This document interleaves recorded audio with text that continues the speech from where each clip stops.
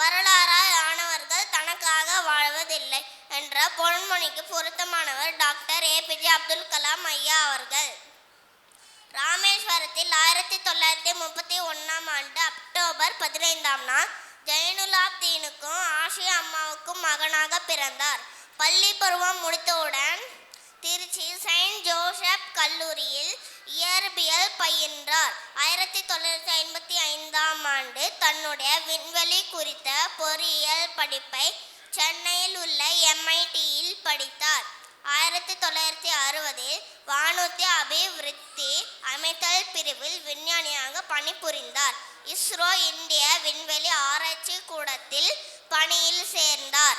1980 ரோகிணி 2 என்ற துணைக்கோளை வெற்றிகரமாக ஏவ செய்தார். 1999 பொக்ரான் அணு சோதனை முக்கிய பங்கு வகித்தார்.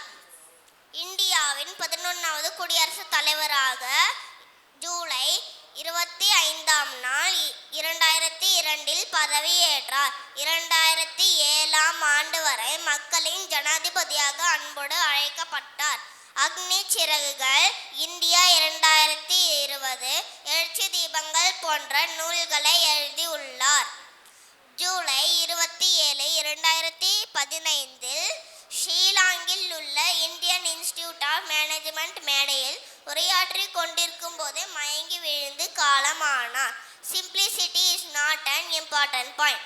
நமக்கு வாழ்க்கையில் எப்போதுமே வாய்மை வேண்டும், அதாவது உண்மையை பேச வேண்டும், உழைக்க வேண்டும், துன்பத்தை கண்டு பயப்படக்கூடாது என்ற கனவுகளின் நாயகன் டாக்டர் ஏபிஜே அப்துல் கலாம் ஐயா அவர்களின் வழி நடப்போம் என்று கூறி எனக்கு வாய்ப்பு அளித்தமைக்கு நன்றியாய் தெரிவித்துக் கொள்கிறேன். நன்றி, வணக்கம்.